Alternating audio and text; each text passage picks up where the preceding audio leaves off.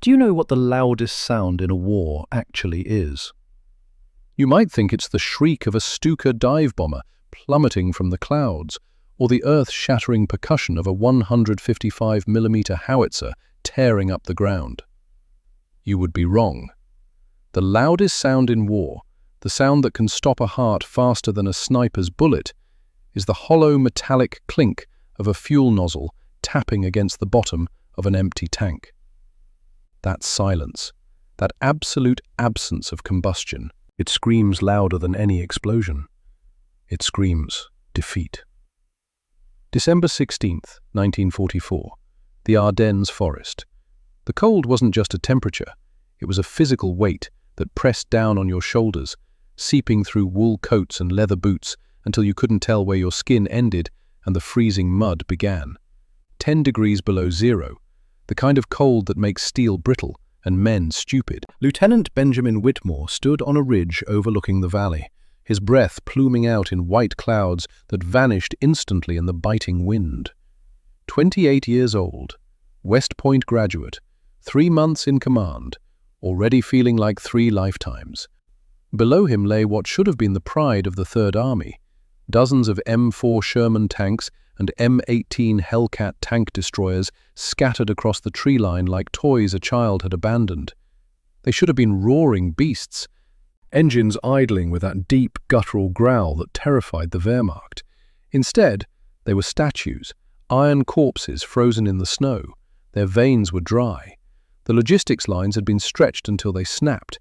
The Red Ball Express, that miracle of supply trucks, was bogged down miles back, chewing through mud and snow, delivering supplies by the teaspoon when the army needed a river. Whitmore lit a cigarette. His hands trembled, not from the cold. He shielded the flame with fingers that had stopped feeling anything 3 hours ago. He took a drag, letting the smoke burn his lungs. It was the only warmth he'd felt since dawn. Behind him, the tent flap rustled. Private Ezra Larkin poked his head out. 19 years old, farm boy from Nebraska. He looked too young to shave. The radio operator. His eyes had that wide, frightened quality of a deer caught in headlights. The look on his face said everything.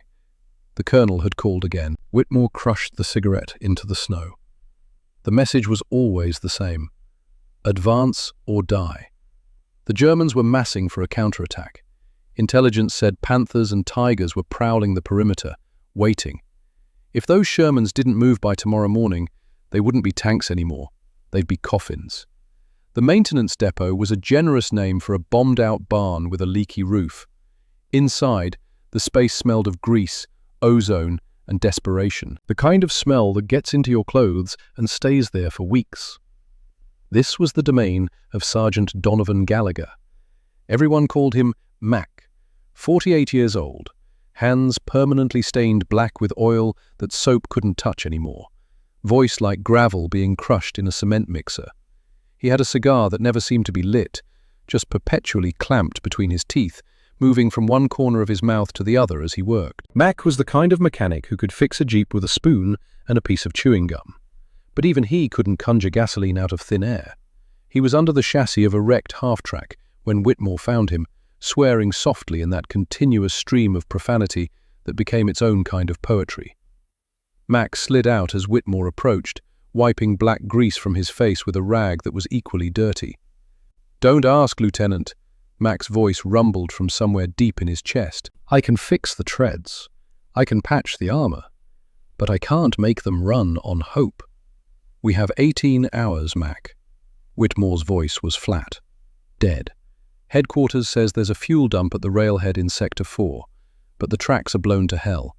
No trains are coming in." Mac laughed. It was a dry, humorless sound. "Sector 4? That's 20 miles of bad road. Even if we send every GMC deuce-and-a-half truck we have, they'll burn half their payload just getting there and back." He stood up slowly, his knees popping. "It's simple math, sir. We need volume. We need a pipeline, not a bucket brigade." Across the depot, Corporal Vincent Russo sat in the driver's seat of the M26 Dragon Wagon. 32 years old, built like a brick wall. From Chicago, Italian stock. The kind of guy who could wrestle a transmission into place with his bare hands. He wasn't working. He was reading a letter, reading it for the 100th time, the paper worn soft from handling. It was from Maria, his wife. The letter talked about their daughter, Isabella, 4 months old. He'd never seen her, never held her. Maria said the baby had his eyes. Russo folded the letter carefully and tucked it into his jacket pocket, over his heart. Whitmore kicked a loose bolt across the concrete floor. The sound echoed. "I know the math, Sergeant. I also know that if we don't get 40 tons of fuel into those tanks by sunrise, we're all going to be speaking German by lunch." Mac froze. He stood up slowly. His eyes narrowed, and he wasn't looking at Whitmore anymore. He was looking past him, out through the shattered barn doors, toward what they called the boneyard. The collection of twisted metal and destroyed vehicles waiting to be scavenged or scrapped. 40 tons! It wasn't a question. It was a calculation. Mac walked past Whitmore, stepping out into the freezing drizzle. Whitmore followed. Mac marched toward the far end of the yard, where the twisted remains of the local rail line intersected with the road. There, tipped on its side like a beached whale, lay a massive, black, cylindrical shape. A railway oil tanker car, detached from its engine during an air raid weeks ago. Heavy, industrial, capable of holding an ocean of liquid. 40 tons of liquid. Mac pointed a greasy finger at the rail car. "That is our solution." Whitmore squinted through the sleet. "A train car? Mac, look at the tracks. They're gone. Unless you plan to ask the Germans to pause the war while we lay down new steel rails, that thing isn't moving." "I don't need rails." Mac turned to face the other beast in the yard. The M26 Dragon Wagon, the king of battlefield recovery vehicles. A massive armoured tractor designed to drag broken tanks out of hellfire. It had an armoured cab that looked like a medieval helmet, 6 massive wheels, a dual-chain drive system that could pull a house off its foundation. Ugly, loud, virtually unstoppable. "The M26 is rated to pull a 40-ton tank on a trailer." Mac's voice was gaining speed now. "We have the M15 trailer frame sitting right there, but we don't need to carry a tank. We need to carry that." He pointed back to the rail car. Whitmore stared at him. "You want to put a train car on a truck trailer? I want to cut the wheels off that rail tanker, lift the tank body, cradle it onto the M15 trailer, weld it down. We turn the Dragon Wagon into the world's biggest, ugliest fuel truck. One trip, 40 tons, boom." Whitmore felt something crack inside his chest. It might have been hope, or it might have been the last fragment of his sanity finally giving way. "It's too heavy. The center of gravity will be all wrong. That's liquid cargo, Mac. It sloshes, it moves. You take a corner too fast in a rig like that, the momentum of the fuel will roll the truck over and crush you flat." "Then we don't take corners fast." Mac shot back immediately. "Look, Lieutenant, we have the welders, we have the crane, we have the Dragon Wagon. The only thing we don't have is time. You give me 5 men, and I will build you a chariot that can feed this entire division." Whitmore looked at the Dragon Wagon, then at the rail car, a bomb waiting to go off. Combining them was insanity. Against every regulation in the field manual, a guarantee of a court-martial if they survived, and a fiery death if they didn't. But then the silence of the valley drifted back to him, the silence of the empty tanks, the silence of the men waiting to die. "No," Whitmore's voice was firm. "Absolutely not. You're talking about jury-rigging a rolling bomb that violates every engineering principle and safety regulation the Army has. You'll kill everyone in that truck. You'll blow up half the division trying to refuel. And if by some miracle you don't, I'll spend the rest of my life in Leavenworth for authorizing it." Mac didn't flinch. "Then what's your plan, sir?" The question hung in the frozen air. Whitmore had no answer. Behind them, Private Larkin came running out of the command tent, slipping in the mud. The kid nearly went down, caught himself on a fence post. "Lieutenant!" His voice cracked. "Radio message from Sector 6. German armor spotted 15 kilometers east. Panthers, at least a company." The world tilted. 15 kilometers, less than 10 miles. At the speed those Panthers could move, that gave them maybe 4 hours. 5, if they got lucky. 4 hours until the execution began. Whitmore looked at the silent tanks in the valley, looked at Mac, looked at the impossible hybrid monstrosity Mac wanted to build. When does desperation become innovation? At what exact moment does a man stop following the rules and start rewriting them? Is it when the choice becomes binary? Live or die? Act or perish? He pulled out another cigarette. His hands were steady now. How long did you say? Give me until 0600, Lieutenant. 6 hours past dawn. You have until 0600, Mac, because at 0630, those Panthers will be here. And if our tanks can't move, we're all dead anyway. Mac grinned. A wolf's grin. Yes, sir. He was already turning, already shouting. Russo! Larkin! Davis! Get your asses over here. We're building Frankenstein. Whitmore stayed behind for a moment, looking at the dragon wagon.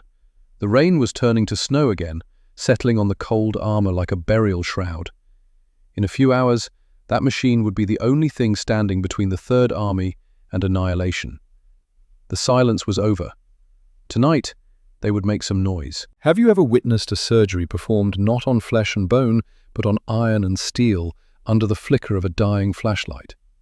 There's a specific kind of violence required to force two machines, born in different factories for different purposes, to become one. It's not an act of creation, it's an act of coercion. You have to cut, burn, and beat the metal until it submits to your will. The workshop became a chaotic symphony of destruction and reconstruction. Outside, the winter wind howled like a banshee. Inside, the air was superheated by the blue-white intensity of arc welders. Shadows danced wildly against the ceiling. Sparks cascaded down like waterfalls of molten gold. Mac moved with manic energy, eyes bloodshot behind his welding goggles. He barked orders over the hiss of the torches. His team, a ragtag group of greased privates, scrambled to keep up. They had dragged the massive rail tank car into the barn using the dragon wagon's own winch. The steel cables groaned under the strain until they sang a high-pitched note that set everyone's teeth on edge. The plan was simple in theory, nightmarish in execution. Slice the heavy steel bogies, the wheel assemblies, off the bottom of the rail car. Lift the 40-ton cylinder, lower it onto the reinforced frame of the M15 trailer. "Easy on the left! Watch the sway!" Mac's voice cracked as he screamed. The overhead block and tackle creaked ominously. The rail tank, a black cylinder the size of a submarine, hung suspended in the air, a monolith of cold steel, swaying gently, threatening to snap the chains and crush the men beneath it. Beneath the suspended load, a private furiously ground down the mounting points on the trailer. Sparks sprayed into his face, but he didn't flinch. They were racing dawn. Whitmore stood by the door, checking his watch for the 100th time.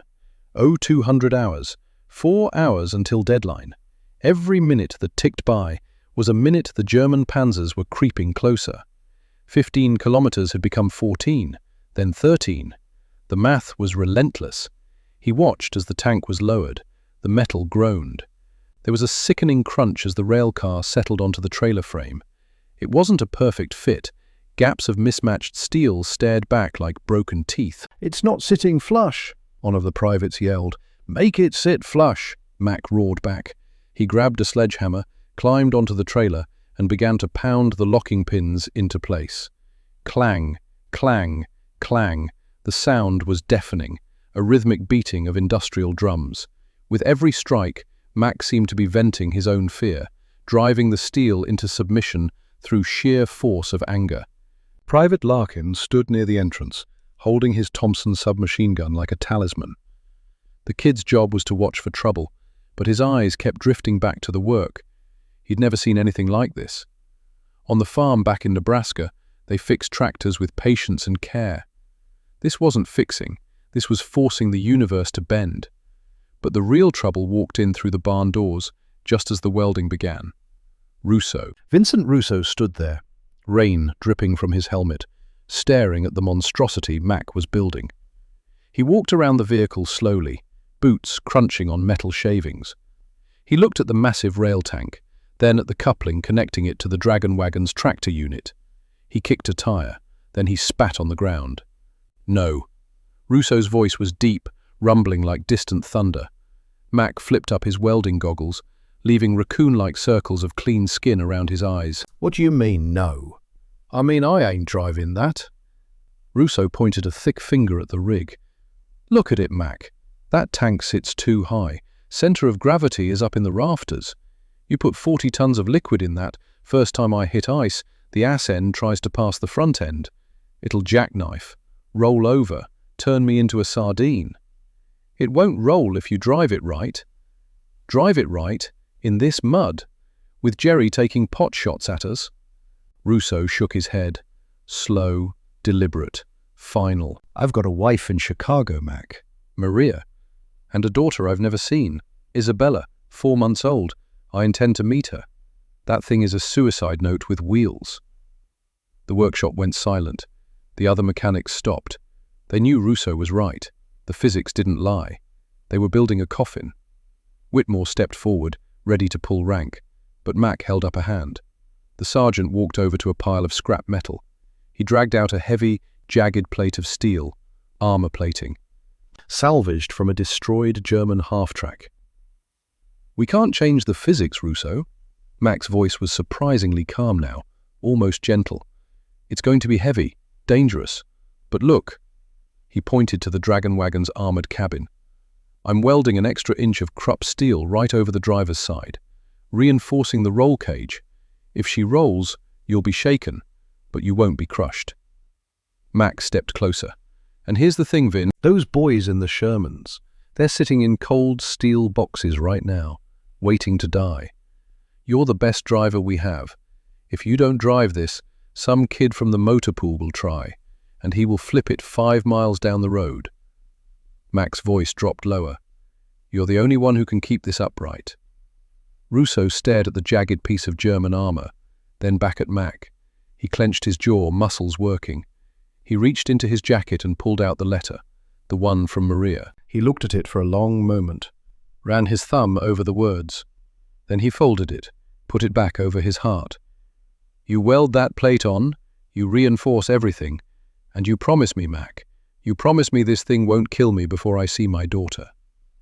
Mac met his eyes. I promise you, Vin. We're going to get you home.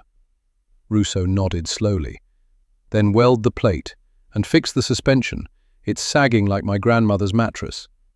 Mac grinned. Already on it. But Mac was right to worry about the suspension. As they added the final welds to the tank, the trailer groaned. The heavy-duty leaf springs were flattened completely horizontal. The weight of the empty tank was already pushing the limits. Once filled with fuel, the whole thing would pancake. The axle would snap like a twig. We're bottoming out, a private shouted from under the chassis. Stock springs can't take the load. Whitmore felt a pit form in his stomach. Mac, we can't drive on the bump stops. This is done. Mac wiped sweat and grease from his forehead. He looked around the boneyard, desperate, scanning, searching, calculating. Then his eyes landed on something. The wreckage of a German Panther tank, towed in days ago. The hull was scarred and burned, but the running gear was intact.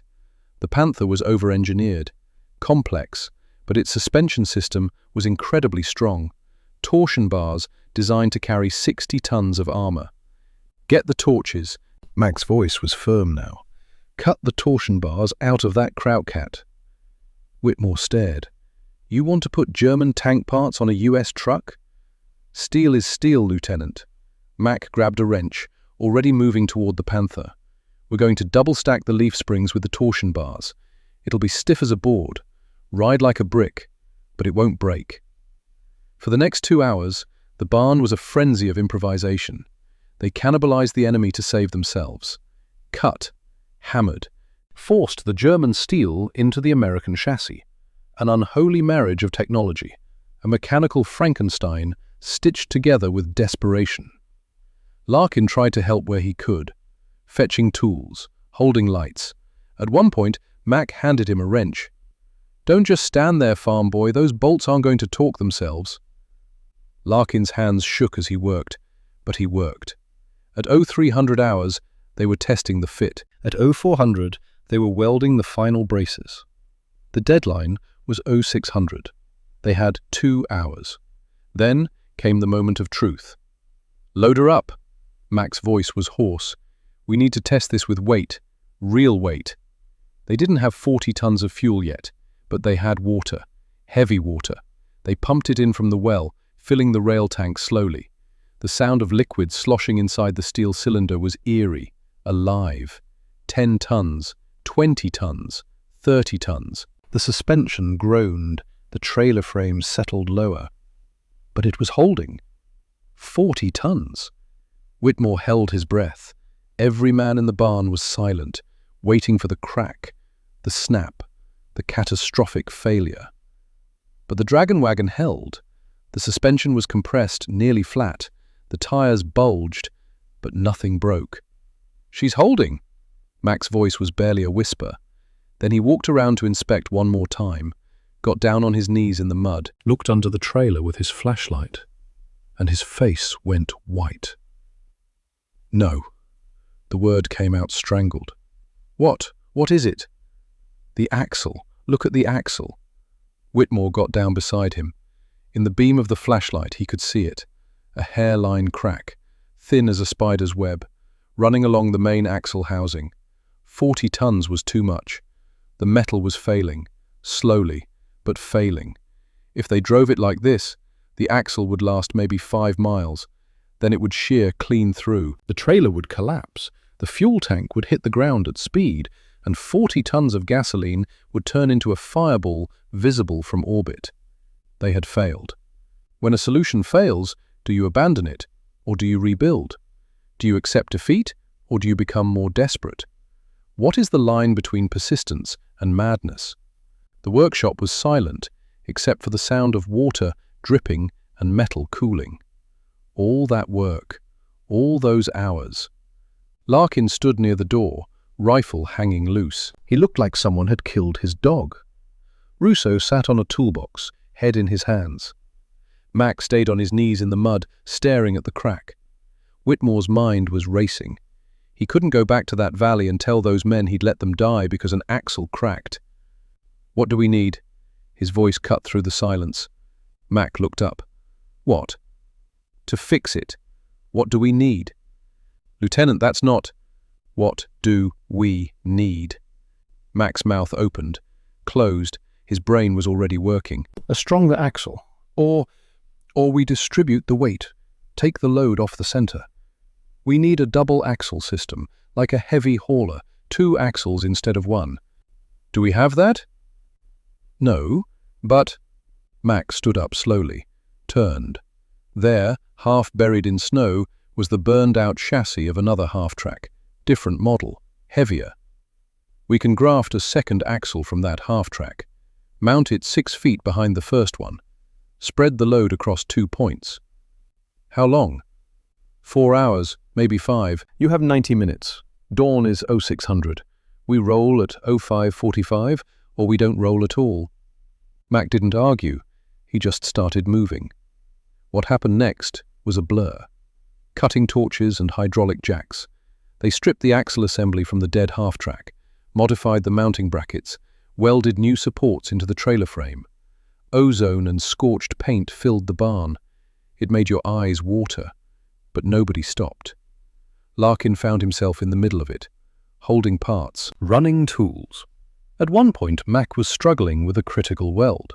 The seam where the new axle mount connected to the frame. It had to be perfect. Any weakness, and the whole thing would tear apart under load. "Kid, get up here!" Mac's voice cut through the noise. Larkin climbed onto the trailer, hands shaking. Mac handed him the welding torch. "See that seam? That's where life and death meet. You're going to seal it." "But I've never—" "You have now. Steady hands, kid." Just like milking a cow back home. Larkin looked at the torch, at the seam, at Mac's oil-dark eyes watching him. He took a breath, his hands steadied, the torch flared, the arc caught, the bead laid down smooth and perfect. Mac watched, nodded. "You just became a welder. Congratulations." For the first time since leaving Nebraska, Larkin smiled. At 0530 they were done. The Dragon Wagon sat there in the grey pre-dawn light, transformed. It didn't look like a truck anymore. It looked like something that had crawled out of a fever dream. The massive rail tank loomed over the tractor. The suspension was a hybrid nightmare of American and German engineering. "Test it!" Mac's voice was barely audible. He was swaying on his feet, exhausted. They pumped the water back in. 40 tons. The double-axle system groaned, settled, held. No cracks, no failures. "She'll hold." Mac's certainty was back. "Start her up." Russo climbed into the cab, squeezed through the reinforced door. The extra armor made it tight. He sat in the driver's seat, surrounded by the smell of cold metal and stale cigarettes. He reached for the ignition switch. The starter motor whined, a high-pitched complaint against the freezing cold. The engine turned over once, twice. Sluggish. "Come on, you ugly beast," Mac muttered. Kaboom! The Hall-Scott 440 engine caught. It didn't purr. It didn't hum. It exploded into life. A cloud of black smoke erupted from the exhaust stack. The sound was a deep, rhythmic thunder that vibrated through the floor and into their boots. It sounded like a dragon waking up angry. Russo revved the engine. The whole rig shuddered. Windows that were already cracked shattered completely. Mac walked up to the cab and slapped the armored door. "She's alive!" Whitmore looked at the trembling machine, then at his watch. 05:45. 15 minutes until deadline. They'd done it. Now they just had to drive it through hell. We often think of war as a clash of ideologies, but have you ever considered that survival is merely a negotiation with physics? When you strip away the uniforms and the politics, are we not just fragile bodies trying to maintain equilibrium in a world determined to knock us down? Lieutenant Whitmore stood watching as they prepared to load the fuel. Dawn had broken. Cold, grey. The kind of dawn that feels like a threat. Mac walked over, wiping his hands on a rag so saturated with oil it just made things worse. "We're ready to fill her." Whitmore nodded. He'd radioed headquarters, told them the plan. The colonel had been silent for a long time. Then he'd said 3 words. "God help you." The fuel pumps chugged to life. Diesel and gasoline mixed. 40 tons of volatile liquid began flowing into the rail tank through hoses thick as a man's arm. The smell was overpowering, raw, chemical. It burned your throat and made your eyes water. Mac stood next to the tank, one hand resting on the cold steel. He was explaining something to Larkin. "See, kid, this is the problem. This ain't solid cargo, it's liquid. 40 tons of it." He moved his hands in a wave motion. When Russo turns the wheel, the truck turns. But the fuel, it keeps going straight for a second. Then it hits the wall and sloshes back, like a wave in a bathtub. That wave tries to push the whole rig sideways. That's the free surface effect. Larkin's eyes were wide. "So every time we turn, we're fighting a 40-ton wave that wants to flip us over. The fuel ain't cargo, kid. It's a living thing, and it's trying to kill us." As the fuel flowed in, the suspension groaned. Lower, lower. "She's settling!" a private yelled. Mac watched the gauges, the pressure, the weight distribution. 20 tons, 30 tons. The welds held. The German torsion bars compressed, but didn't crack. 40 tons. The dragon wagon sat there, a coiled beast, weighted, deadly, but intact. "She'll hold." Mac's voice was certain now. Russo looked at the rig, at the armor plate over his seat, at the letter in his pocket. "Let's go get our boys some fuel." Russo was in the cab, testing the controls. The reinforced armor made the driver's compartment feel like a coffin, tight, claustrophobic, but safe, maybe. Whitmore climbed into the jump seat behind Russo. Mac swung into the passenger side. Larkin scrambled up last, squeezing into the small space with his radio pack. The cab was cramped. The engine sat right between driver and passenger, a roaring furnace filling the space with heat and vibration. You couldn't have a normal conversation. You had to shout. Whitmore looked at all of them. At Russo, hands already gripping the steering wheel. At Mac, jaw set, cigar clamped between his teeth. At Larkin, trying to look brave and failing. "Listen to me. 20 miles, most of it bad road, Germans between here and there. We get this fuel to those tanks, or we all die. Simple as that." He met each man's eyes. Russo, you keep us upright. Mac, you keep us running. Larkin, you keep us connected. I'll handle everything else. He pulled his .45 from its holster, checked the magazine, chambered around. Questions? Nobody spoke.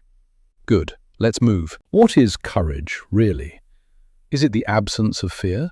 Or is it the act of doing what must be done while fear screams in your ear to stop? The Dragon Wagon rolled out at 0600 hours, exactly on schedule. It moved slowly at first, the massive weight settling. Then Russo gave it throttle. The beast roared. Behind them, the rail tank swayed slightly, 40 tons of liquid beginning its deadly dance. The road into Sector 4 wasn't a road. It was a scar cut through the forest, festering with mud that had the consistency of industrial glue. The Dragon Wagon didn't drive over this terrain. It wrestled with it. Inside the armoured cab, the noise was absolute. But the real terror wasn't the engine. It was the beast behind them. Russo's knuckles were white on the steering wheel. His biceps bulged as he fought to keep the rig straight. It's hunting me. His voice was barely audible over the engine roar. Whitmore looked back through the rear vision slit. What? The oil. It's hunting me. Mac leaned over, watching the pressure gauges. Free surface effect, Lieutenant. Tank isn't baffled inside. Just one big hollow tube. Every time we move, the fuel moves. But it moves late. Russo wrestled the wheel left to avoid a crater. The truck turned. But a second later, a violent shudder slammed through the chassis, pushing the rear sideways. Feel that? I turn the wheel, but the liquid waits. Sloshes to the side a second later and tries to throw us off the road. It's like dancing with a drunk elephant. That was the nightmare. 40 tons of fuel didn't act like solid cargo. It was a living, breathing wave. Every time Russo braked, the wave crashed forward. Every time he turned, the wave slammed the sidewalls, trying to flip the truck. They weren't just driving a vehicle. They were balancing a tidal wave on a tightrope. Suddenly, the windshield cracked, spiderwebbed, a sharp impact. "Contact left!" Whitmore screamed, grabbing the radio. From the dark tree line, muzzle flashes sparkled. A German scout patrol, waiting. Bullets drummed against the armored cab like hail on a tin roof. Ping! Ping! Thud! "Don't stop!" Mac yelled. "If we lose momentum, we're dead!" Russo didn't need telling. He stomped the accelerator. The Dragon Wagon roared, massive tires churning up fountains of sludge. The German machine gun fire was annoying but harmless against the armour. But the tank behind them was not armoured. Whitmore looked back. His heart stopped. A stream of dark liquid was jetting out from the side of the rail car, painting the white snow black. "We're hit! Fuel leak, passenger side!" "We can't stop!" Russo yelled back. "We're sitting ducks if I brake!" Mac was already unbuckling. "If we lose that pressure, the fuel vaporizes." He kicked open the passenger door. Freezing wind howled into the heated cab, bringing the smell of raw gasoline. "Mac, stay inside!" Whitmore lunged for him, but the sergeant was already gone. Mac clung to the side of the moving truck, boots slipping on the wet running board. The ground was a blur of grey mud, rushing by at 30 miles an hour. If he fell, the rear wheels would crush him instantly. He shimmied back toward the trailer, wind tearing at his clothes. The leak was a jagged hole about the size of a quarter, spewing a high-pressure geyser of gasoline. The fumes were overpowering, burning his eyes, his throat. Mac reached into his pocket. He didn't have a welding torch. He didn't have a patch kit. He had a wooden wedge and a handful of rags. The truck hit a pothole. Mac swung wildly, body dangling over the churning mud, held only by one hand gripping a cold steel strut. He gritted his teeth, swung himself back, jammed the wooden wedge into the bullet hole. The spray hit him in the face, blinding him. He hammered the wood with the heel of his hand. Thud, thud. The flow stopped. But the wood wouldn't hold forever. Mac ripped a strip of cloth from his shirt, soaked it in the sticky sealing compound he kept in his belt pouch, wrapped it around the wedge, jammed it deeper. "Hold on, you beauty."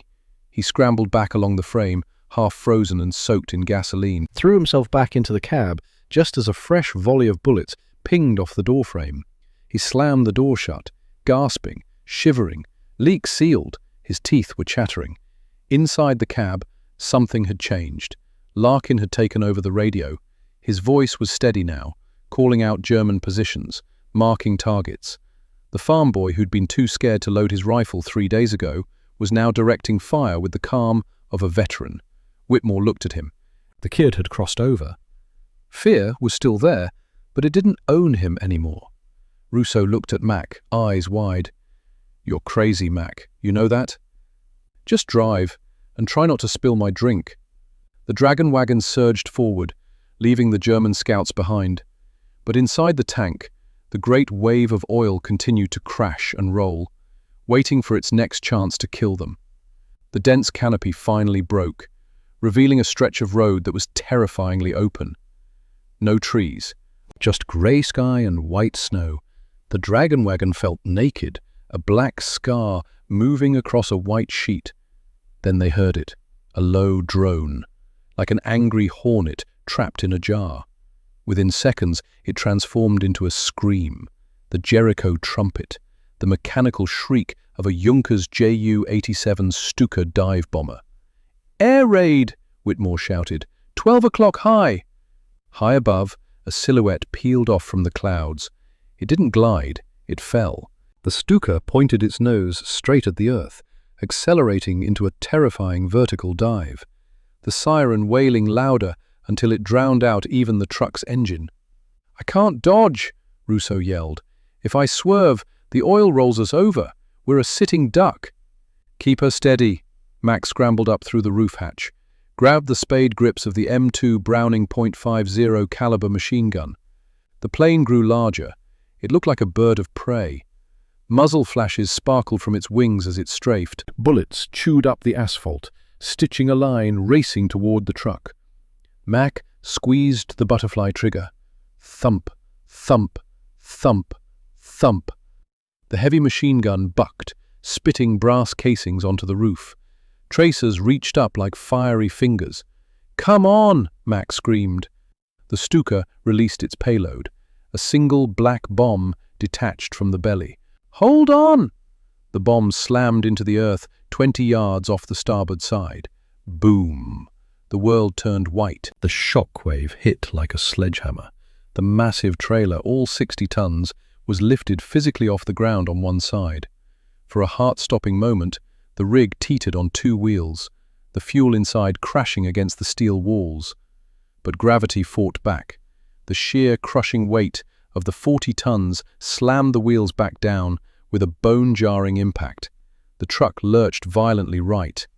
The explosion hadn't flipped them, but shrapnel had shredded one of the massive rear tires. The Stuka, trailing black smoke from Mac's hits, pulled out of its dive and banked away, unwilling to risk another pass. The dragon wagon limped to a halt. They were alive. But as Whitmore looked at the shredded rubber hanging from the rim, he knew the silence that followed was worse than the siren. They were sitting in the open, crippled, with a tire the size of a man that needed changing, and the war wasn't waiting. 40 minutes. That's how long it took. 40 minutes of vulnerability. Rousseau and Mac wrestling with a wheel that weighed 200 pounds. Larkin stood watch with his rifle, hands shaking, not from cold, from fear. But they got it done. As the sun began to sink, they rolled into a nameless French village, or what was left of one. The main street was a canyon of rubble, flanked by hollowed-out stone houses. The dragon wagon barely fit. Side mirrors scraped against brick walls, screeching. "It's too tight," Rousseau hissed. "If we get stuck here, we're dead. Can't turn around, can't reverse." Whitmore scanned the rooftops. Too quiet. "Keep moving, Rousseau. Don't stop for anything." Then the trap sprung. From a second-story window, a shape emerged. A German soldier, young, terrified. He leveled a metal tube, a Panzerfaust. "RPG left side!" Whitmore screamed. Whoosh! The warhead trailed smoke. It missed the cab by inches, slammed into the stone archway behind them. Boom! The explosion collapsed the archway, sealing the road. Masonry rained down. "Ambush! They're boxing us in!" Ahead, debris and a destroyed German truck blocked the street. Infantry poured out from alleyways, grey uniforms swarming. They knew the Dragon Wagon was trapped. They didn't need to shoot the truck, just blow the tank. One spark, and this village would be erased. Russo looked at the blockage, a wall of stone and twisted metal, then at his gauges. His jaw set. "I'm not stopping." He slammed the transmission into lowest gear. The engine roared, deep, earth-shaking. "Russo, you can't ram that," Whitmore shouted. "Watch me, for Isabella." The M26 Dragon Wagon surged forward. It didn't accelerate, it charged. The massive steel bumper hit the debris pile with the force of a meteor. Crash. Wood splintered, stone pulverized. The German truck was shoved aside like a toy, grinding against buildings with a shower of sparks. The Dragon Wagon didn't stop. It chewed through the rubble, massive chains digging into the cobblestones, dragging the 40-ton tank behind it. But the Germans were behind them now, running through the dust, raising rifles. Another Panzerfaust being readied. "They're right on our tail!" Mack fired his Thompson through the firing port. Suppression fire at best. Whitmore looked at the rear vision controls, looked at Mack. A decision had to be made. "Burn the bridge." Whitmore's voice was ice. "What? Burn the bridge?" "Russo, keep it floored." Whitmore yanked the emergency dump lever Mack had jury-rigged. At the rear of the rail tank, a massive valve opened. Diesel and gasoline gushed out in a thick torrent, drenching the cobblestones. The pursuing soldiers slipped and stumbled in the slick liquid. "Light it!" Whitmore pulled the pin on a fragmentation grenade, dropped it out the rear hatch into the pooling fuel. 3, 2, 1. The grenade detonated. It wasn't just an explosion. It was an inferno. The fuel ignited with a whump that sucked oxygen from the air. A wall of orange fire 30 feet high erupted across the street. The screaming was instantly silenced by the roar of flames. The blast wave shoved the Dragon Wagon forward. Russo looked in the rearview mirror. No village anymore, only a curtain of fire. Mack slumped back, breathless. That is how you close a door. They were through the bottleneck. Ahead lay the open snow of the front lines, but the fuel gauge was dropping. They had burned the enemy, but they'd also bled their cargo. The race was now purely against empty tanks. The Dragon Wagon crested the final ridge, just as the first grey light of dawn illuminated the Valley of Death. Below, the American armor lay buried under fresh snow, white mounds, a graveyard. To the east, the tree line was breaking, dark, boxy shapes of German Tigers emerging, their 88mm cannons leveling, ready to execute the helpless American division. Inside the cab, Russo's hands were blistered, shaking. The fuel gauge read empty. Not the tank behind them, that was still half full, but the Dragon Wagon itself. They'd burned every drop of their own diesel to drag the cargo here. The massive rig rolled down the hill in neutral, a 60-ton sled silently gliding toward the front lines. "Wake them up!" Whitmore screamed into the radio. "We're coming in hot!" The Dragon Wagon didn't stop at a depot. It smashed through the perimeter fence and drifted sideways into the center of the tank formation, finally grinding to a halt in the mud.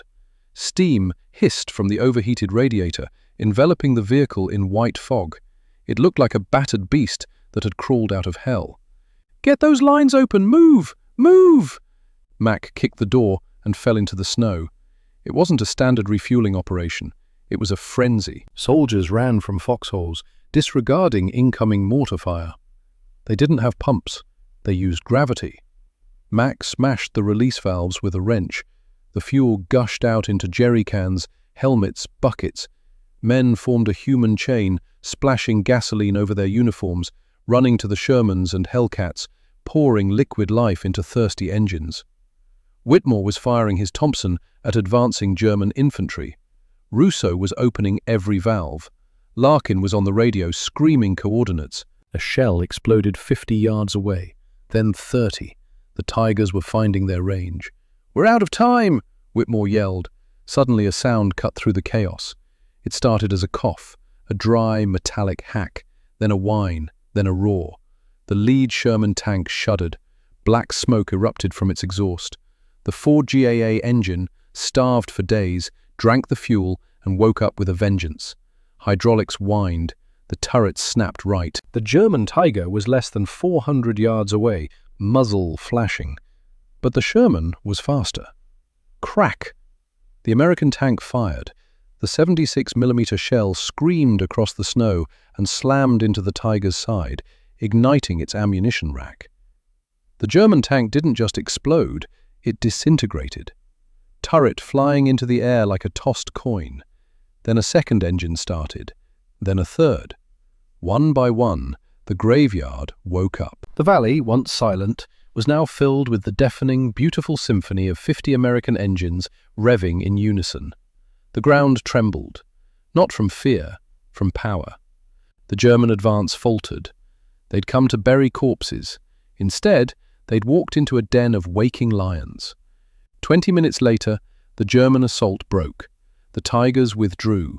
The valley was silent again.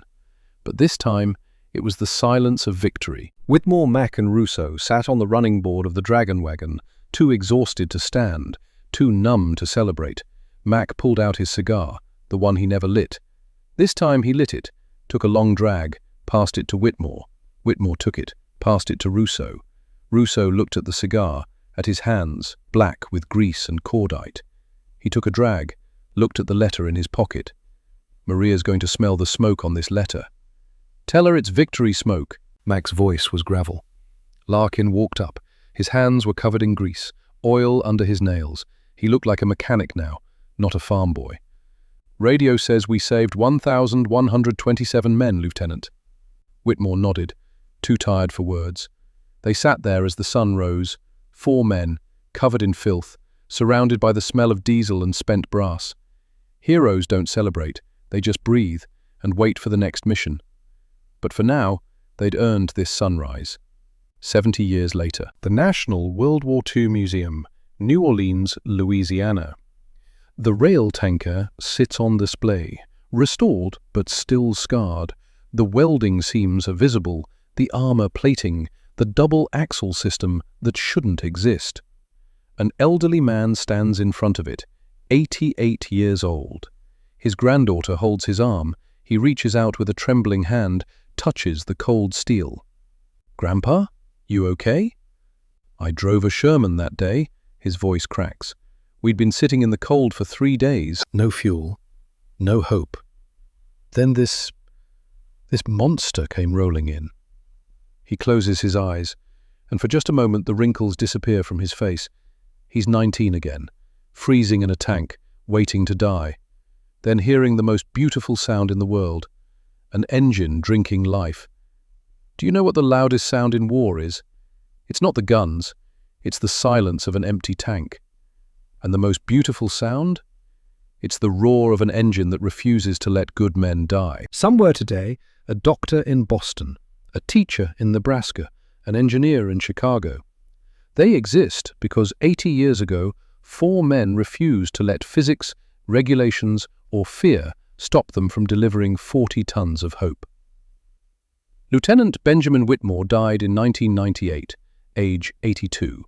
Sergeant Donovan Gallagher died in 1983, age 87. Corporal Vincent Rousseau died in 2001, age 89. Private Ezra Larkin died in 2019, age 94. They were buried with full military honors. The Dragon Wagon is preserved at the National World War II Museum. The welds still hold.